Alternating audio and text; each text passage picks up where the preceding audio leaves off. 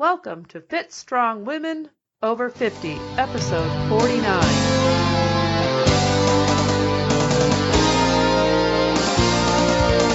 I'm Chris. And I'm Jill. Welcome to today's episode. I'm really looking forward to our conversation. It's incredibly informative, and I think everyone will come away feeling like they learned a lot. Today's guest is Dr. Joan Ifland, who has been creating breakthroughs in recovery from food addiction starting in 1999 with her first popular book to 2018 when her textbook Processed Food Addiction, Foundations, Assessment, and Recovery was published by CRC Press. She is currently at work on evidence-based trainings for health professionals. Dr. Ifland is a fellow of the American College of Nutrition. She earned her PhD in addictive nutrition at Union Institute and University in 2010, her MBA at Stanford Business School, 1978, and her BA in economics and political science at Oberlin College, 1974. She was selected by the Oprah Winfrey Network as the food addiction specialist on the book of John Gray. She is integrated in online services such as the Addiction Reset Community, ARC, in 2016, www.foodaddictionreset.com. She has also founded sites which provide free services, including the Facebook group, Food Addiction Education 2014, and handouts at www.foodaddictionresources.com 2014. Reset Week is the first online live video program for withdrawal from processed foods, 2018. Dr. Ifland's Meal Prep Manual is a breakthrough system to easily manage meals, 2018, which resolves a major barrier to recovery from food addiction. Dr. Ifland is the lead author of the first scholarly publication describing refined food addiction and the definition of addictive foods. She currently resides in Seattle, Washington. Dr. Ifland has many insights into food addiction, and I think we'll learn a lot today. Let's go to the podcast. We are talking with Dr. Joan Ifland from Seattle, Washington. Welcome, Dr. Ifland. We're eager to talk with you. Thank you so much. I am so pleased to be here. We're excited to to talk with you today. I guess the first thing to ask is, what is food addiction? Oh, that's a great question. I like that question because I think, based on my research, that processed food addiction is quite common. It is a barrier to people wanting to make diet changes, and yet nobody's talking about it. It's the disease everyone should be talking about. So how do we know that somebody has processed food addiction? Well, there are 11 behaviors that the American Psychiatric Association has developed over 50 years, that if you're experiencing that behavior, there are 11 of those behaviors, and then there are different thresholds. If you have 6 or more of these behaviors, you would self-quiz for a severe addiction. And when people find this out, they are so relieved that they finally have an answer to why they've known for their whole lives they should change their diet, but they can't. And then suddenly they find out why. So it's very exciting. You know, sometimes we hear people say, and I'm sure I've said it myself too, when there's a kind of food that we really like, we say we're addicted to it. For example, you know, I've heard people say they're addicted to chocolate. What's the difference between just enjoying some food or an actual addiction? Okay, well, let's go right into that. That's a super good question. So I wonder if you would like to talk about the 6 most common addictive behaviors. And then somebody can say, well, yeah, I do that with chocolate. I do that with chocolate. I do that. In fact, I do that with a lot of different foods. Okay, so I'm not going to go through all 11, but I'm going to go through the 6 that in my 24 years of working in this field, I have found that most people have all 6, which, we started out saying, I think most people have processed food addiction. But honestly, I think most people have severe processed food addiction. So, all right, the first one is cravings. So if you are not hungry, say you've just had a meal, or it's between meals and you've eaten plenty, but suddenly you're thinking about processed foods or you're thinking about eating anything, that's a craving. It's not Sort of like daydreaming about some certain food, the craving. Right. Like, is that how you would describe a craving? Yes, you're thinking about it. You have an urge to go get it. You're longing for it, and you're not hungry. So hunger you feel in your stomach, but a craving is a desire that you're experiencing in your thoughts. So cravings is an indicator of an addiction. Okay. So that's the first one. And then the next one is if you're eating something and you know you should not be. So I know you can say, I know my doctor told me not to eat this, but I really want it. It's my birthday. And then you rationalize it. So if you're aware that you have a consequence, like you really want to lose weight, but you just really want that, eating in spite of knowledge of a consequence is very common. So that's number 2. Number 3 is you want to cut back. So maybe you have a routine to eat processed foods, but you really want to stop that. But somehow every day you keep doing it. You keep going to a fast food place, or you keep reaching into your cabinet to get a snack, or you wake up in the morning and you say, I want to do a certain number of calories today, and you go to bed and it hasn't happened. So that is called failure to cut back. You want to cut back and you can't. So that's number 3. Number 4 is unintended use. And a lot of people report this. You open a package of something and you're going to have 1 or 2. You wrap it up, you put the package back, you eat your 1 or 2, and then you reach for the package again. So your plan was to have 1 or 2 and you have more. Or you're going to a restaurant. Yeah, That's me at Girl Scout cookies. The Thin Mints. I cannot have just 1 or 2, Yes, they're highly addictive. Mm-hmm. Another example is I'm driving straight home. I'm not stopping for fast food, and then you stop. Or you're going to a restaurant for dinner and you say, I am not having dessert, and then you have dessert. So those are all examples of unintended use. That's number 4. Okay. Number 5 is when you're eating something and you're eating it, but not because you're hungry. So you're eating it because you have a headache, or because you're tired, or because you're angry, or because you're bored. Those things are actually withdrawal avoidance. So there is a withdrawal syndrome with processed foods. When you start into withdrawal, you get a headache, you get fatigue, you can get a stomach ache, you can get restless cravings, you can also get irritability and increased anxiety. So if you're eating for those reasons, then you're actually avoiding withdrawal, and you've developed the addiction to the point where you would have a withdrawal syndrome experience if you stopped eating it. And then number 6 is you're eating more of something than you used to. So maybe you used to stop for fast food once a week, and now you're stopping 5 times a week or every day. You used to get X size of ice cream, and now you're getting 2 of those or 3 of those sizes, or a bigger size. Used to get the X size of, chips, and now you're getting the family size. But I like your example of the Girl Scout cookies. Maybe 5 years ago, when the little girls came around, you got 1 or 2 boxes, and now you're getting 5 or 10, or you're rationalizing saving them for later and things like that. So those are the 6 most common. Wow. Yeah. I see myself in a lot of those, huh? I know, me too. Yeah. There are 5 more, but those are the 6 most common. And if you've gotten to 4, 5, or 6 of those, then you can go to our website, foodaddictionreset.com, and take a really short quiz that will walk you through all 11. Then it's such a relief. This is why I've never been able to change my diet, lose the weight, stop the diet-related diseases. This is why.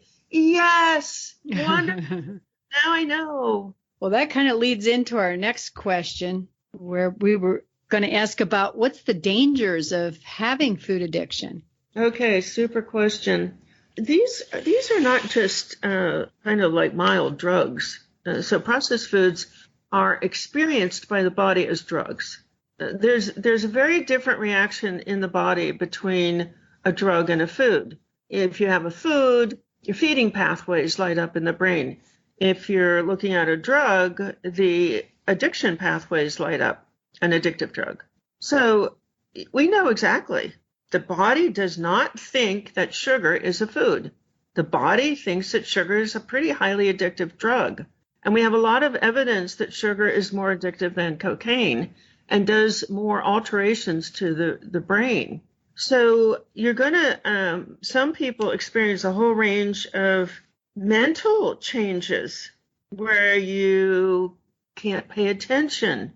So what happens in an addiction is the addictive pathways become very, very active. They're in the middle brain, and they become so active that the frontal lobe, where the decision-making and braking systems are, actually stops firing.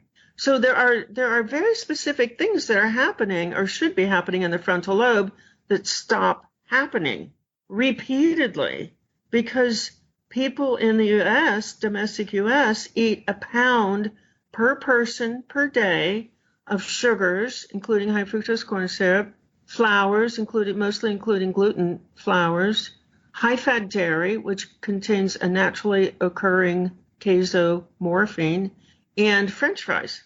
So when you look at that amount of processed foods, highly addictive, mood-altering, brain-altering substances going into Americans on average each day, you think, oh, well, that is a match for the epidemic of attention deficit, the epidemic of learning disorders, confused decision-making, memory loss, poor impulse control, even problems with emotional processing and feeling satisfied.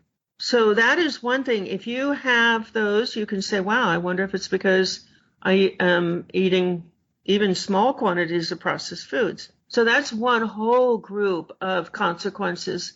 The mood disorders are also really common: depression, anxiety, irritability, and shame. And those are caused by disruption to the addiction pathways are also the feel-good pathways. And when the addiction is settled into those neurons, then you're not feeling good anymore. So all those mood disorders are, to me, in my research, and I see the evidence for it, they are the consequences of processed food use, even small quantities. And then you have the weight issues, but about 20% of people, in my estimation, don't have, their fat is accumulating inside around their organs instead of under their skin. So a lot of people say, oh, well, I don't have a weight problem, so I don't have to worry about this. Oh, yes, you do. These are drugs. So then you get into the diabetes, the heart disease, the stroke, the reproductive inabilities. You get joint problems because these processed foods are also highly inflammatory. They cause all kinds of problems in the gut, skin, and people are shocked at how many things just go away. And that's actually what got me involved in this 24 years ago. So even if you don't think you're addicted, you're like, oh, I'm not addicted. It is so worthwhile to go for just a couple of weeks, eliminate all the processed foods, just eat real foods, and just see what happens. I mean, why not? You're never going to say, wow, I really regret those 2 weeks in which I ate super clean. You're not. Could I just ask, and you did sort of touch on it, but what exactly are processed foods? What does it mean to eat clean? Yes. Okay. Super good question. So on our website, this is a free website. I built it while I was writing the textbook because I was just seeing so many good things in the research that I wanted to get them out to the public, translate them into something useful. So at foodaddictionresources.com, click on handouts and go to the handouts page and scroll down to the food section. And there you will see a handout called Excluded Foods. Now, in some states, it's actually against the law to make a negative comment about an agricultural product, believe it or not. I believe it. We have some laws like that in Ohio. Yes, it's an agricultural state. So this is what it does not say. It doesn't say, foods associated with about 125 diseases. We have all that evidence. It just says excluded foods. And the first big category is sugars and sweeteners. And then any kind of a carbohydrate that's been ground into a powder. So any kind of flour, bean flour, wheat flour, gluten, not gluten, it's just absorbed by the body too quickly and you get a high and a crash. And then dairy. Dairy is like the perfect storm of addiction and mood alteration. It contains sugar, it contains salt, it contains fat, all of which are mood altering. And then it contains 4 different casomorphines. And you're like, why the heck? Because, that's just what I was thinking. Yeah, because what's a casomorphin?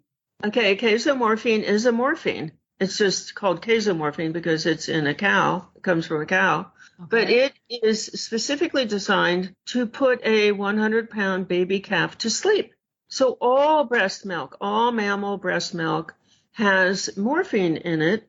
And so once the baby has fed, the baby will go to sleep and absorb the nutrients. Well, that's fine if you're a baby, but if you're a human, the last thing you want to do is to be absorbing morphine, natural morphine that's designed for a calf. And then the other last thing you don't want to ever do is absorb cow hormones. So that milk, there's the cow hormone issue, but there's a great researcher in Germany. His name is Bodo Melnick, and he discovered that dairy products turn on 3 specific genes in humans. One, not surprising, is a weight gain gene, because you want that 100-pound baby calf to become a 600-pound cow by the end of the year. So you definitely want to turn on the weight gain genes. It turns on prostate cancer genes and acne. So dairy is not for humans, Yeah. Well, that's interesting. Then you have excessive salt. Excessive salt has been shown to activate the opiate pathways in the brain. And then you have things that are just not good for us, like soy. You have things like nuts, because nuts have a naturally occurring tryptophan in them, which is a precursor for serotonin. So dopamine is not the only neurotransmitter that creates a high. Serotonin creates a high. The opiate pathway obviously creates a high. And then there's a pathway called endocannabinoid, which is the same pathway that's activated by marijuana, cannabis, but it's activated by fats. So, and then high sugar fruits, we're so sensitive to sweeteners that people will overeat. They will get intense cravings and lose control over high sugar fruit. So everybody is welcome to go to www.foodaddictionresources.com and get the handouts. So it's not that you can't eat grain per se, it's that you shouldn't eat it ground up into a powder. Right. And you should not eat gluten, because gluten also has a morphine in it, a gluteomorphine. It's highly mood altering. Okay. And we've got a pretty good study on that. So I stand, when I'm saying these things, I want your listeners to know it took me 3 years of solid effort to write that textbook. And I looked at something like 8,000 studies. I wrote 70% of the textbook. Really hard hitters in this field wrote the other 30%. There are about 2,000 citations in the book. That means that almost everything that I needed to say in that book, I could find a study that supported my practical experience with processed food addicts. 2,000 citations. So everything that you hear me saying here has got a study behind it. Wow. Okay. So it's not just you saying it. No, and you might be wondering, I'm sorry, but I've never heard of food addiction before, so how could there be all this research on it? It's because of the vast quantity of research on obesity, eating disorders, and drug and alcohol addiction. many of which are actually illustrating some aspect of processed food addiction. Wow, that's interesting. Yeah. Yeah, I'm thinking maybe the next question would be about what addicted eating looks like compared to non-addictive eating. Okay, so that you guys have awesome questions. I have to say, these are the best questions ever. I do a lot of podcasts, and what I really like about your questions is that you're clearly aware of your audience. You're I think you're thinking like your audience, like, how would I know? How would I know? How would I know? So thank you. These are awesome questions. So how would you know? One, you would, so let me take this the opposite, I think, is how would you know you're not eating addictively? You have 3 meals and a snack. You have them about the same amount, the same time every day, about the same amount of food every day, unless you've really trained hard at something and you need extra calories. You're never hungry and you're never thinking about food.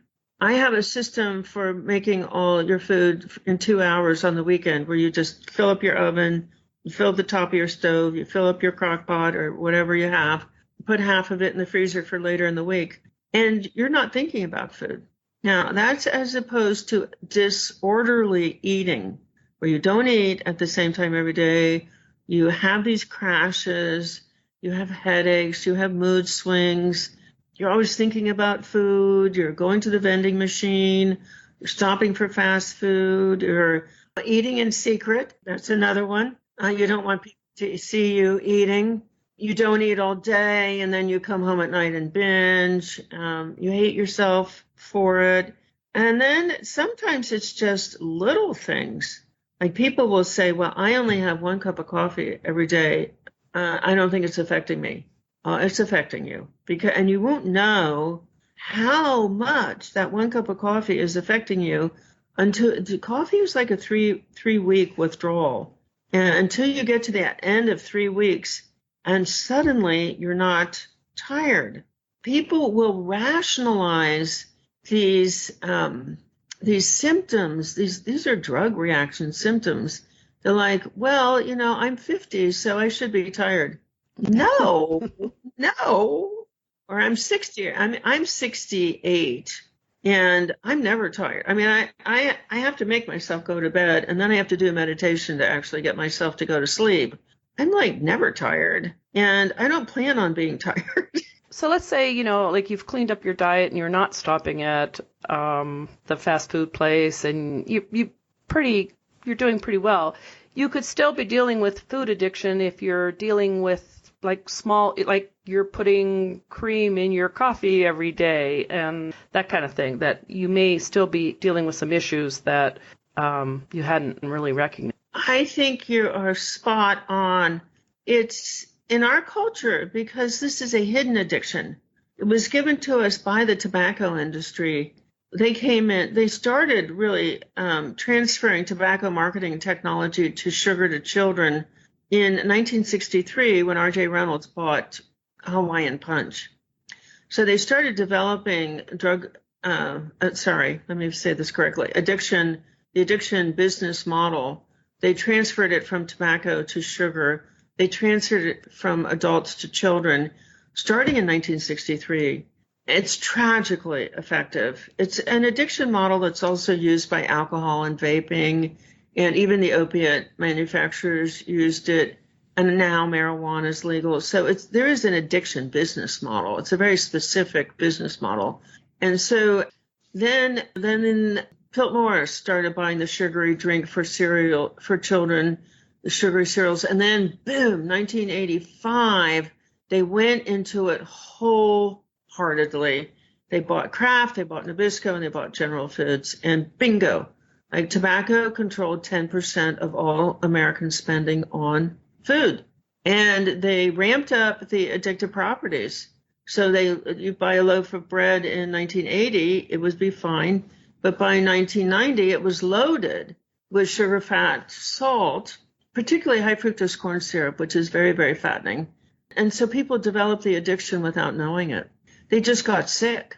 And then all these myths came along to explain the sickness.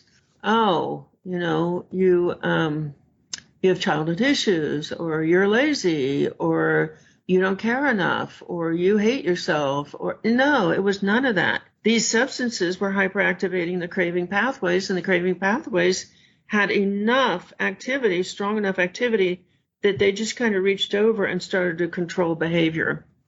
So this is a mechanical disease. It seems like emotional eating because the stress pathways and the craving pathways are very closely intertwined in the brain. Okay, so that's really interesting. Because I want to go back to this processed foods with the tobacco industry. I didn't really see the parallels, but when you think about it, they stopped advertising cigarettes on TV in the early 70s or the late 60s. And then just about that time is when, you're right, the tobacco industries bought the food industry. I remember that Hawaiian Punch guy. Yep. Oh, yeah. And so the Kool-Aid guy. I mean, all of the sugary stuff has some guy that's dancing around singing with a jingle. It's diabolical, but that is, they took that concept from the Marlboro Man. Well, and Winston tastes good like a cigarette. I mean, we could Joe sing Camel. all those jingles. We just talked about, while I was with my family, we were talking about Joe Camel and cute T-shirts we all had with Joe Camel. Right. Yes. The idea is that you surround the person, your target market, with reminders. Reminders are, the technical term is a cue, because addictions are cued from the outside typically. Now, you can internalize cues, and I think most people have at this point. So you just think about something, and then you want it. So that's an internal. I'm trying right now. That's one of my ideas for the new year, for my kind of like resolutions, is to cue myself for exercise by putting my tennis shoes near the door, get my exercise clothes ready. But it's the same idea of cueing, only in a good way. Absolutely. Yes. The brain is highly, highly, highly responsive to cues. Good cues and bad cues. So that's really smart. Yeah, so the bottom line of this is that these are toxic substances. They're connected to 125 diseases. And if you are using any of the foods on that excluded list, you really have to sit down and ask yourself, why? Why am I hurting myself? And could I possibly stop? And if you try to stop and you can't, we do now have an online support system, because this is a serious disease. When the more serious the addiction, it's very, very simple. The more serious the addiction, the more hours of reprogramming the brain you need before you're going to get control. This is serious not just because people often conform to all 11 of the behaviors, but it's also serious because it literally starts before conception. So if the mother and father at the moment of conception happen to have been eating processed foods, their genes are replicating in an addictive pattern. And that means that the genes that are passed on that create the new life are already replicating in an addictive way.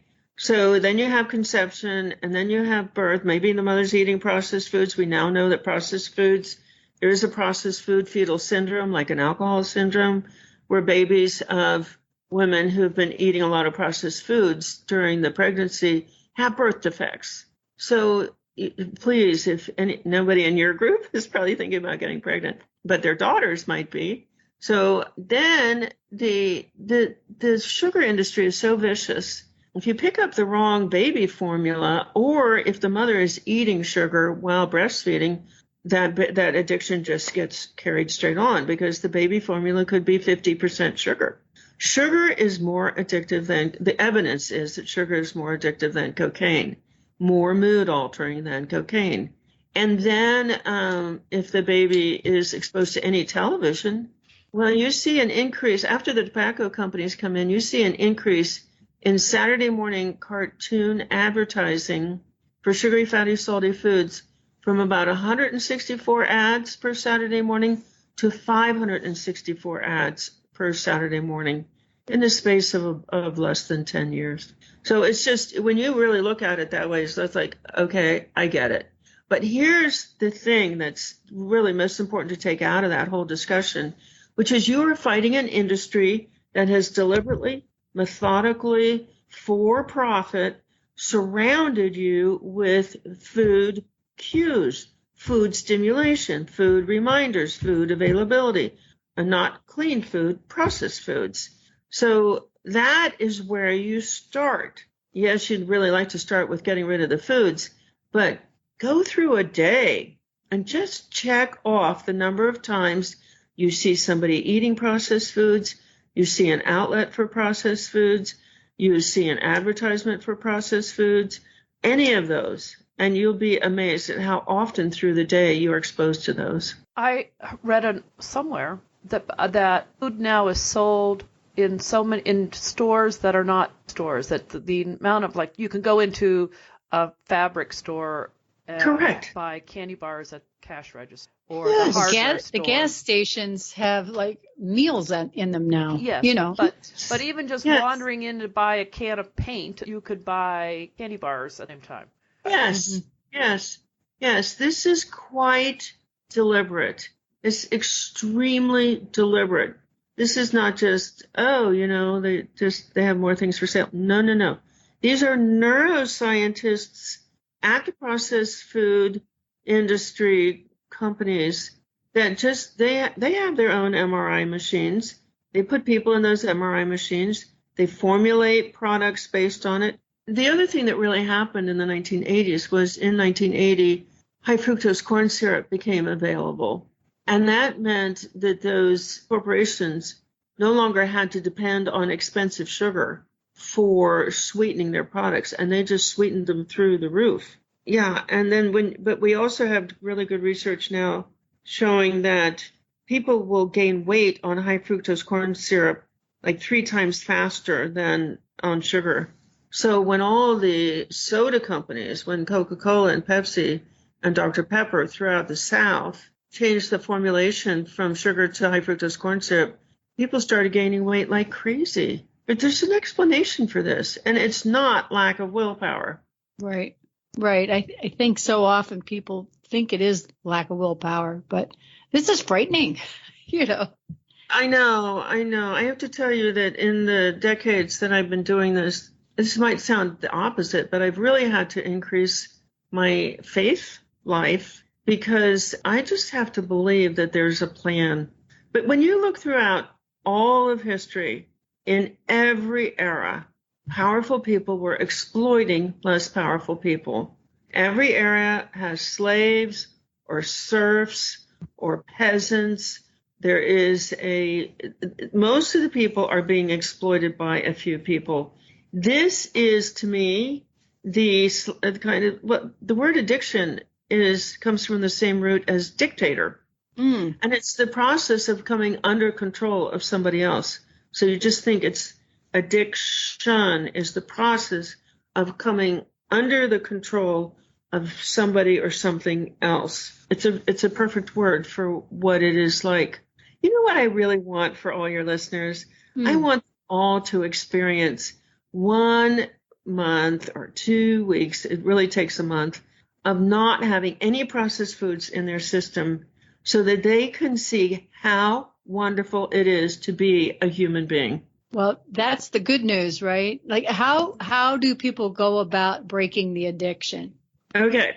So the part of the brain that really runs the brain it's a system of neurons called mirror neurons.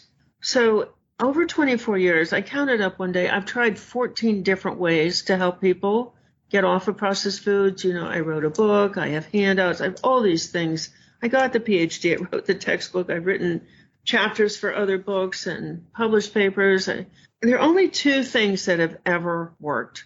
One was my doctoral internship, which was at a small faith organization in South Houston. And those people have been going to church together for 40 years. As soon as 1 or 2 of them got on the food plan, it was an elderly population, and the joint pain went away, and they weren't sleeping their entire afternoon, and their mental faculties were coming back. They're thinking more clearly. The doctors were taking them off of medications. The whole church just kind of like followed suit. And I stayed there. I went there twice a week for 2 years. By the time I left, most of those people, really the most active members of the church, were off. Their doctors had taken them off of medications, and they were 20 years younger.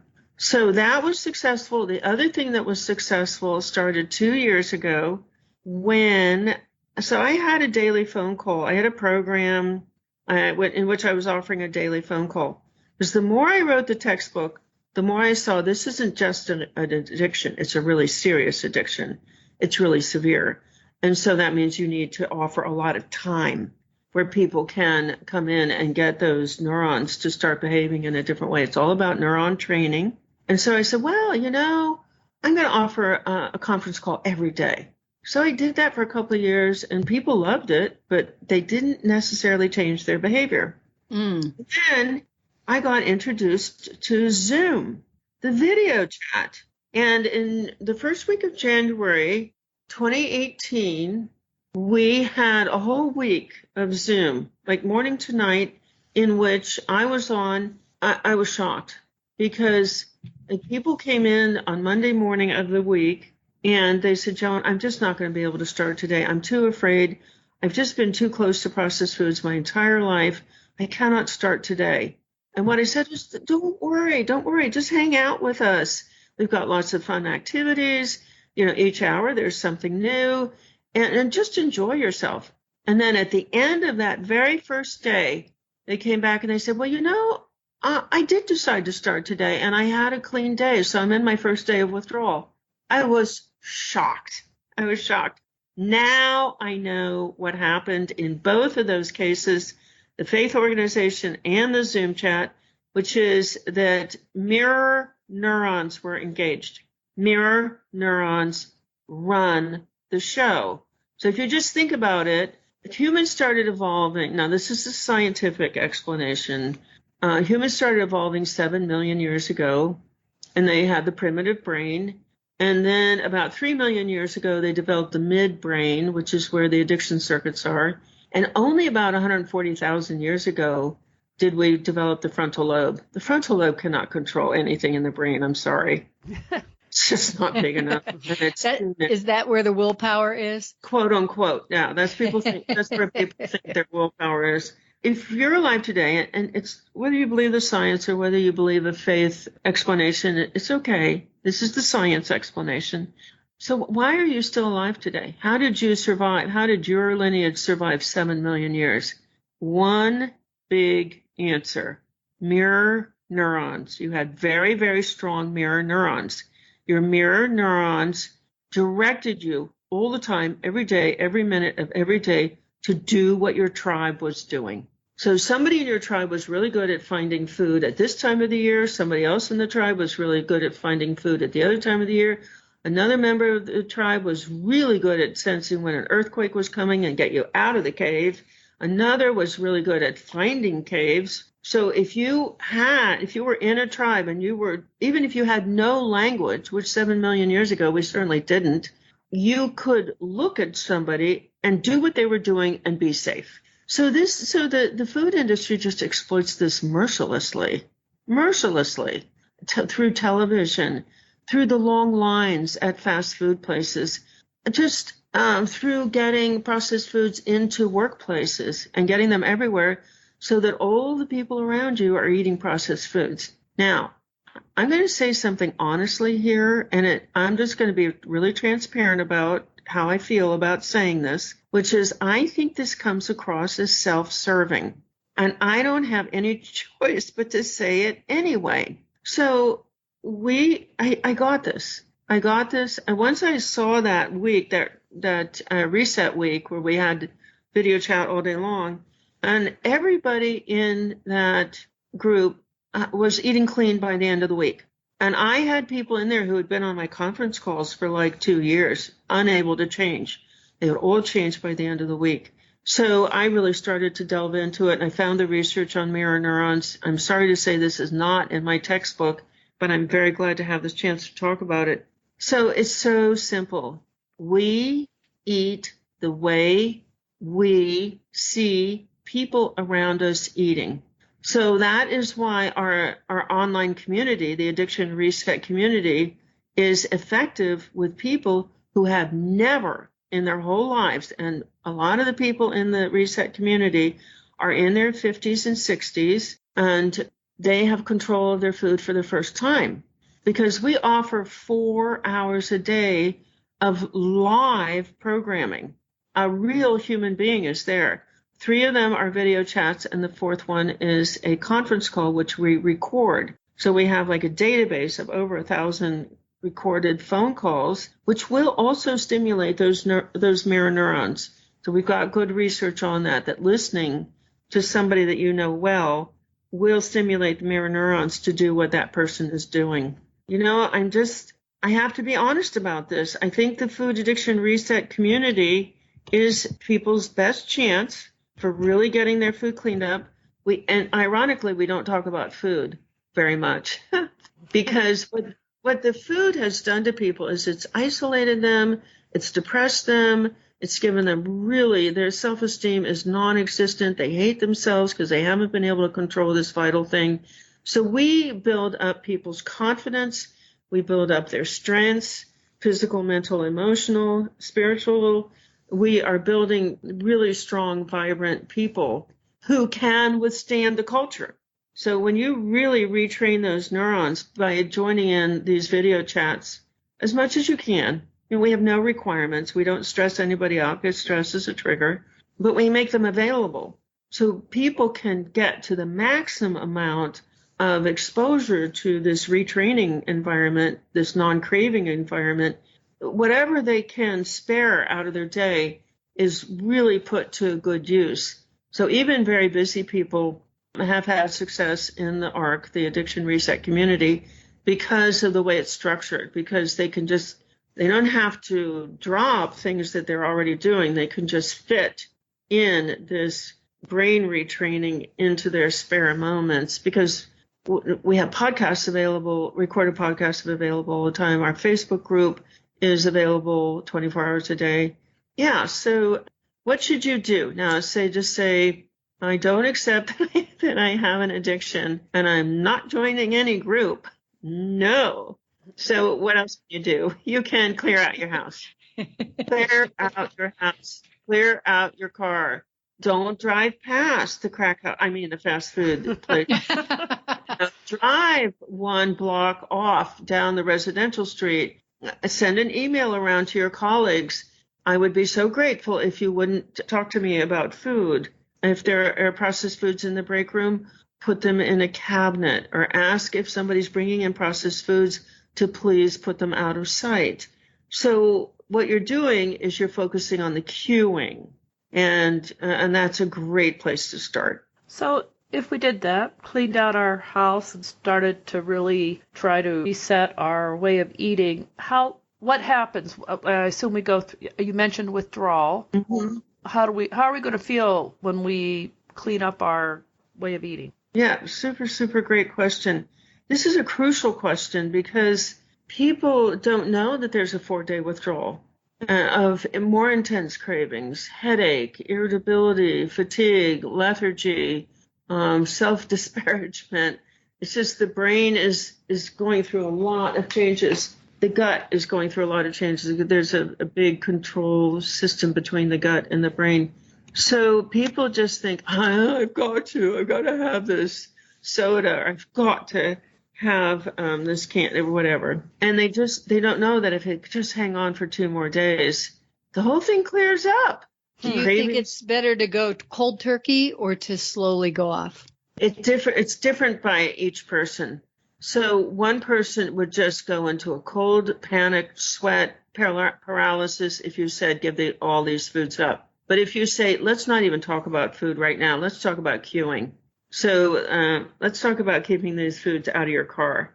Let's talk about just putting all the processed foods into one lockbox and with a timer so that you've got some peace. You've got some time when you don't have processed foods available to you. So there are just lots and lots of strategies to reduce the cueing. Now, I'll tell you, I asked my kids 2 years after I stopped giving them processed foods what they thought about cold turkey for children. And they said, yes, you have to do cold turkey with children because if you try to string it out, they never know where they stand. And I know I got all the processed foods out of the house when my girls were 11 and 12 years old. Very worthwhile. Never control a child, just control what's available to them in your territory, your house, your car. You can't control what's at school, but they will get used to feeling good, and eventually they'll just choose not to put things in their mouth that make them sick. It takes a while. So they said cold turkey, because, and it's a great example because in January of 1996, I got all the processed foods out of the house, except I left the diet sodas.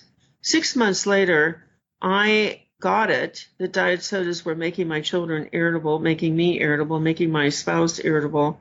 And I said, okay, guys, look, we got to get the diet sodas out of the house too. World War III.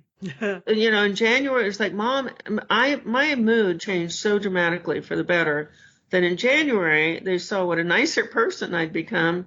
They're like, Mom, anything we can do to help you. Like, you wanted the processed foods out of the house? Fine, let's go get them out of the house.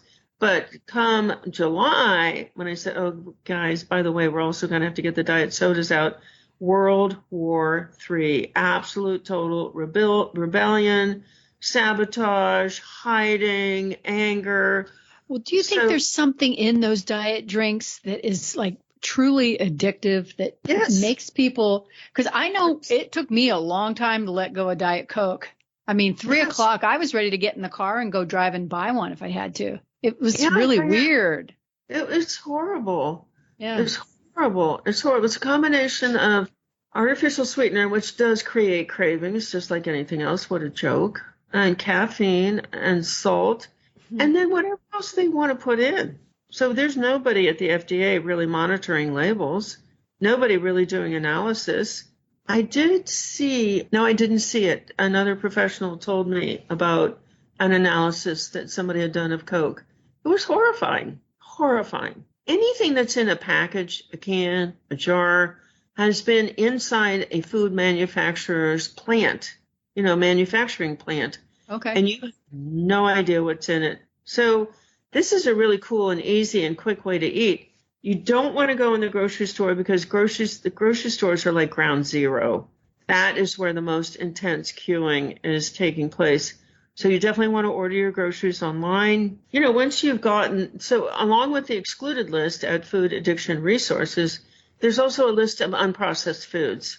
So that's your shopping list. That's your shopping list. And you just get on your online ordering service. You create your shopping list. And then the next time you go in, it's really quick. It's really easy. And then you only shop once a week. I can shop once every 10 days because I'm really good about putting things in the freezer. I don't want to think about food. I don't like thinking about food. My food is gorgeous. I have a lot of pictures at our other Facebook group, Food Addiction Education - The Food. The food is gorgeous because real foods are naturally gorgeous. They're just spectacular. I want to talk about a chronic illness as we age. And here's what I really want people to think about is, this is absolutely accurate. The older we get, the more diseases we have. But here's what I'm going to propose. It's not because we're getting older. It's because of the progression of processed food-related diseases. Oh, wow. Because over the years that I've done this, 24 years, I've had people come to me of all ages. I'm not a practitioner. I'm a researcher. Everything I offer in the addiction reset community, and I'm on there a couple hours a day, is as a peer support person. I don't have a license. I don't have a certification or anything. I'm creating one for food addiction right now for health professionals. But what I have seen over the years is regardless of age, whether the person is 2 or whether they're 72 or 82 or 92, once you take the processed foods out, everything heals, except if it's been surgically removed or they were born without it. And then there's some mental illnesses that need a very particular food plan. There's a great MD at Harvard, Chris Palmer, who's doing alternative food plans with schizophrenics and bipolars, and it was successfully. So I want everybody, all your listeners, to just think about this. Maybe I don't have this because I'm getting older. Maybe I have this because it's a reaction to processed foods. Well, that's interesting. It makes Yes. sense. Just longer in this world eating processed foods. Yes. It's because each additional year that you're alive is another year of deterioration in response to processed foods. Well, that would explain a lot. Yeah, all these epidemics. And what's really sad is that we have really good evidence that Alzheimer's and dementia are the result of not just processed foods, but processed foods cause sleep disruption. Sleep disruption causes a lot of mental deterioration. Processed foods make us so tired and lethargic and discouraged that it interferes with exercising and movement. It hurts our joints, so we don't like moving because it hurts. And then because we are so tired and lethargic and brain fogged and depressed, we start to spend more time on screens. And then screens have damaging effects on brain function. So I know if you've had a parent who spent, the last 10 years of their lives with dementia and Alzheimer's so agonizing, you might think, well, I'm headed in that direction too. It's really distressing. I hate the idea, but there's nothing I can do about it. No. If there's one really incredible motivation for getting your cueing to really stop, and that does mean cutting back on screens, replacing screens with puzzles or crafts or talking to healthy people, walking, singing, dancing, yoga, anything other than a screen, because the screen is taking down your mental capacity. All those other activities are building mental capacity. People just don't know that. The medical industry is really, influenced by the pharmaceutical industry. So the pharmaceutical industry doesn't want you to know that there are really these easy things to do at home. They want you to get sick and then sell you some pharmaceuticals for it.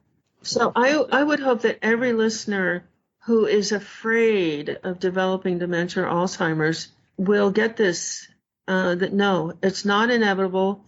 Genetics are about 20% of it.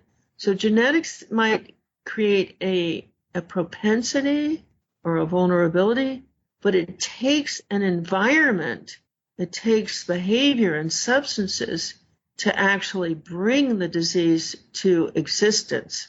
So just because you have relatives with heart disease does not mean that you have to have heart disease. If you look at those relatives with heart disease, you say, oh, they're eating this way and they don't exercise and they watch a lot of TV or they're on their computers a lot.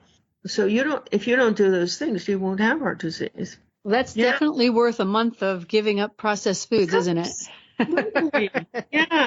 To see how you feel. Yeah. Of the folks that have done that with you, given it up for a month, do they find it easy to move forward with no processed foods? Can you speak about that a little bit, maintaining it? Yes. So there are two things that influence how quickly people get to what we call it getting to abstinence, but getting to consistent clean food. Got to remember that what we are actually fighting here are highly reactive, very sensitive craving neurons in the brain. So once you get that, okay, what am I doing? I have these highly reactive craving neurons in my brain. I need to get them to calm down and stop reacting to all this cueing. How do I do that? Okay, so you do that by being around healthy people because it's mirror neurons that are directing those craving pathways. So if you can persuade your mirror neurons that, say, for example, the ARC or Becoming Ellie is my tribe. It's not mainstream culture. This is my tribe. Becoming Ellie is my tribe. The Addiction Reset community is my tribe. Then your mirror neurons, you can look at all the processed foods in the world. They can be stacked up in front of you for miles. And your mirror neurons are saying, no, we don't eat that. Our tribe doesn't eat that. Nope, we're not eating that. And you just walk on. So how do you get to that point? It's called neutrality. my brain actually interprets processed foods as in the same category as furniture. It's really an odd thing. But oh, wow. yeah, it's not an Something edible. to sit on. It's not an edible object. It's like a book or like a chair or like a towel. You wouldn't eat it. So my brain, I've been doing this for so long, my brain has got those foods firmly categorized as non-edible objects. How long does it take to get there? It just depends on two things. One, how severe do you have this? In other words, how early did it start? How many different substances you're using? Are you around a lot of queuing? Is somebody in your life going to just be so furious with you and to degrade you for eating this way? So those kinds of pressures. So that's issue number one, is how severe is it? Issue number two is, can you fight through the voice of the addiction and actually get to exposure mirror neurons to clean eating people who are building their emotional, mental, and physical strengths? Because what happens is people sign up for the ARC, and then the voice of the addiction just starts screaming, oh, you're not as bad as them. You don't have to go there. You don't need those meetings. No. Yeah, let's go do something else. In fact, let's go get some processed foods. No, you don't need to go to that meeting. No, you're not as bad as them. And no, you probably don't even have this. So you have this voice. The addiction has a voice inside people's heads that is just screaming at them all the time that they don't need to go to ARC video chats, ARC conference calls, the ARC Facebook group. They don't need to open that ARC email. We're trying to surround our members with recovery cues to replace being surrounded by food cues. And people, or the addiction will say, you know what, you're not really ready. You have to read all this material. No, you should probably read the textbook before you actually go in there, because they're not going to like you unless you've read the textbook. The addiction will create all kinds of barriers. We call it the addiction gremlin, but the voice of the addiction. So I think the bigger issue is, can the person break through that, those thoughts in their head and actually get to the video chats and listen to the podcasts? Can they do that?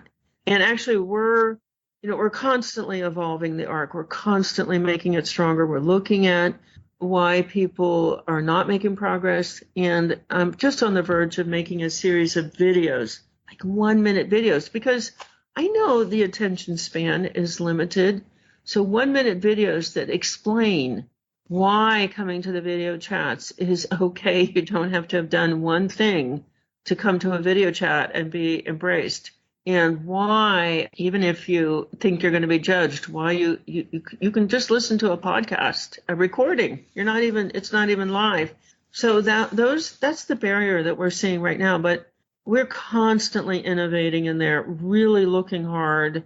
Doctors will tell me that they can only get about 10% of their patients to make a diet change. The other 90% just don't do it. And it's because the health professional doesn't see the hidden addiction and doesn't know what to tell the patient to do or the client to do.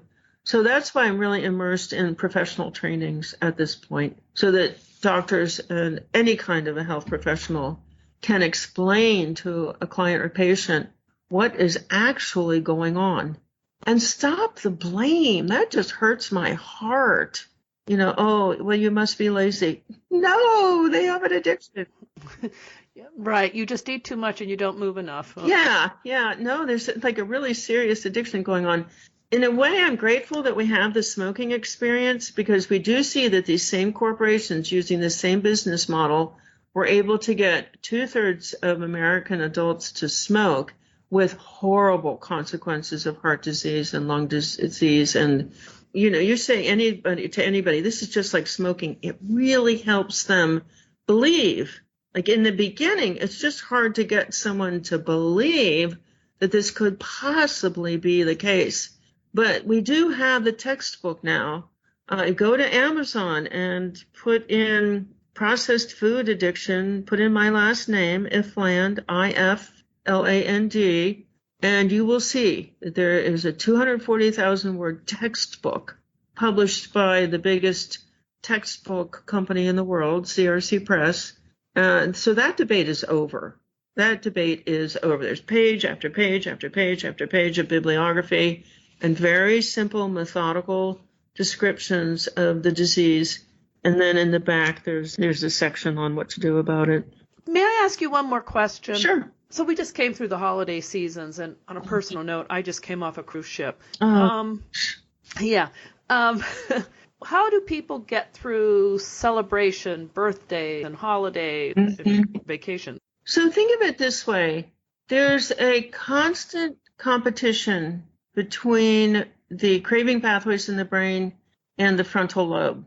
And there's this referee between them, which is the mirror neurons. So if you expose your brain to a lot of people who and talk of processed foods, mirror neurons are going to let the craving pathways win. Mirror neurons are going to say, oh, we're back among these people, processed food eating people. Oh, yeah. Okay, craving pathways, you get to control behavior today. Go ahead. Or you stick with your ARC video chats, you listen to your ARC podcasts, you go into the ARC Facebook group and make comments on everything, you go to FAR TV, you watch the videos, you monitor your house, you do not let processed foods in your house.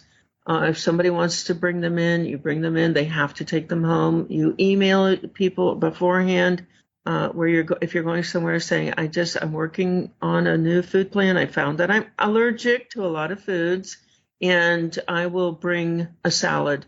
And then your salad has your protein in it, your starch if you're eating a starch, your healthy fats, and it goes on the table. And if there's nothing else you can eat there, you eat your salad, and right. Nobody says a word. And you can also really set that other boundary. I don't want to talk about food. I don't want to talk about my weight. I don't want to talk about my body shape. I don't want to talk about my dress size. Let's talk about, there are 8,000 other things to talk about. So you just ramp up. If you're a military operation and you're going into a battle, you get physically fit and you get armored up and you get your supplies and you get psyched up and then you go into battle. So the holidays is the same way. Okay. We have ways to get people ready for it. We write plays, for example. If you're going to Aunt So-and-so's house and she has shredded you about your body size in the past, then we sit together on these video chats.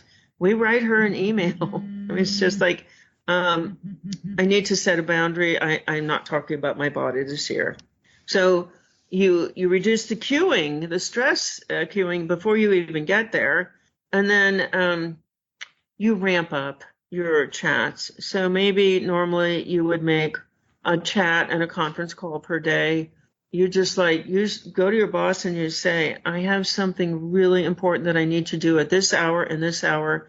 And you take yourself in the conference room and you, even if you're at work, you just get on that video chat, or maybe you're at home. You increase the amount of time that you're spending getting recovery safe messaging so that the mirror neurons stay tuned into your recovery group. And then if your mirror neurons are really tuned up and tuned into the recovery group, no matter where you go or no matter who you're around, your mirror neurons are, we don't need that stuff. No, we belong to the ARC. We belong to, we don't eat that stuff. No, my goodness, no, we would never eat that stuff. It's right. All brain management. It's all neuron training. Okay. But here's the thing also that people have to know, because this country is really sick from a diet mentality. Like we know now that dieting leads to binge eating. The brain is terrified of famine and not enough calories.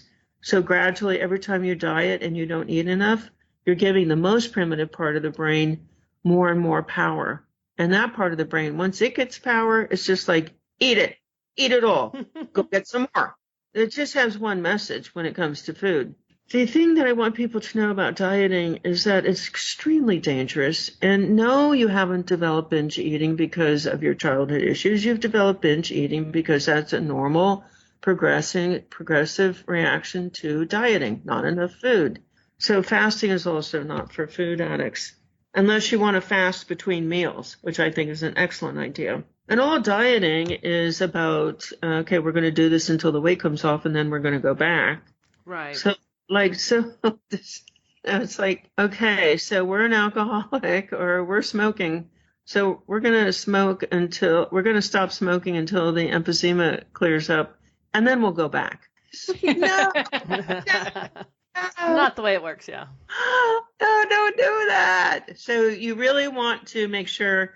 Like, I feel like I was really lucky in 1996 because I got my house cleaned out. My therapist gave me some rules, and one of them was my family could not eat processed foods in front of me. So immediately the cueing that I was exposed to was way, way down. I started writing a popular book to explain to people how to do this. So I was writing, which is very, very therapeutic. I was never a shopper, and I was never a TV watcher. So those cues didn't affect me. And I developed a system, I'm really time conscious, of getting through the grocery store in about 20 minutes because I bought the same things every week. And all of those things combined to keep me on the straight and narrow. I didn't know it. I was just incredibly lucky. It's all about cueing. Okay. All right. Yeah. Well, thank you. That makes sense. Yeah. Well, this has truly been eye-opening, Dr. Ifland. I really appreciate so much that you've shared with us and with our listeners. Yeah. And, you've mentioned your website a couple of times, but we will also put it in the show notes to make sure that people can, click on it and go to these resources. And Thank you. And the ARC that you're talking about is the Addiction Reset Community. That's part of the plan of how to break the addiction on processed foods. Yeah, yeah. And we also have a YouTube channel. Okay. Food Addiction Reset TV, FAR TV. Okay. Well, this has been really informative. So thank you very much. Yeah. I really wanted to talk about fitness too, which is when you get off the processed foods, your energy comes back, your mental clarity comes back, and people want to move. When you're in the processed foods, people have a reluctance to move because they're tired and they're depressed and they're discouraged and their joints hurt. But a pain, oh my goodness, pain, just a lot of pain clears up when you get off processed foods because they're inflammatory. So people are worried about not wanting to exercise. You will be amazed at how much you want to exercise when you get off the processed foods. Your body is just like, finally we get to move. And off you go. It's easy. Oh, that's great. Super. Yeah. Thank you so much. I really appreciate all the things that you've shared with us. And we'll make sure that we have the links to your website and look forward to talking with you again. All right. Thank you, guys. I appreciate you. And I really appreciate what you're doing for women over 50. And I really appreciate that you're creating a community for them. So many, many, many blessings on your work. Well, thank you. Yeah. Yeah, thanks so much. So we'll talk to you again. Thanks. All right. Bye-bye. Take care. Bye-bye. Bye. Bye-bye. I don't know about you, Jill, but I saw myself in so many of the things that she said. And honestly, I didn't think I was a food addict or I had a food addiction other than coffee. People know that I've been a coffee hound forever. But when I start considering all the things that she said, the 6 different pieces or the 11 different parts of the quiz, I really think I need to seriously look at my eating again. Well, so yeah, when I went through those 6 things, there was definitely some that applied to me, and I guess my takeaway is that even though I've done a lot to improve my eating over the years, there's probably more I can do, and also, I have these moments of backsliding, and what she was saying about community and having your sort of mental game, it really makes a lot of sense. Oh, it sure does. The cueing is so much of it. Yeah. So I was on the cruise ship, yeah, and I noticed on the schedule they had like AA meetings scheduled. They didn't call them that, but it was clear that's what it was. Yeah. And I said to somebody, I said, it'd have to be really hard to be on this cruise ship and not drink because there were bars everywhere. Yeah. But I have to say it was also very hard to be on a cruise ship and not eating processed foods because it was also everywhere. Right. And once you start, it's really, really hard to. Yeah. Well, I think the whole sugar hits into your bloodstream and, Yeah, you completely backslide. Yep. But, the two things that I really came away with were the what's it? Mirror neurons. Mirror neurons. I wish I could say it. You just have them. And the cueing. Yes, the cueing and so once again we're back to the value of community and of finding people who do the same as you. Right. Well, I know that works for me for exercise for sure and for eating too, because you kind of get into the mode of sharing recipes and ideas, and it just feels really good. Electra hint, don't go into the grocery store. It's ground zero. Yeah, definitely. For queuing. And, that's so true. Yeah. That's so true. So I've never really actually ordered groceries online, but you can also just order them online and then go pick them up. They don't have to be shipped to you. That's what I do. Do you? Well, particularly if I'm in a hurry. Some days are much more stressed than others. You need, at least the ones that I've used, you have to order the day before, and then you can pick up anytime the next day. You send a text just on your way back. Okay. When you're ready to pick up. But I think you're right. It is about community. So much of it is about community. So I guess that says, if you have a friend that might be interested in becoming Ellie information, the Fit Strong Women podcast, be sure to share that information with them. Yeah. Ask them to join our Facebook group. And feel free to leave us a message either on our website or on the Facebook group for Becoming Ellie. Maybe just share a clean eating tip or something that you find helpful in breaking some of these food addictions. Yeah, that's a great idea. I'm looking forward to next time, too. Yep. We'll see you next time, and thanks for listening. Bye-bye now. Bye.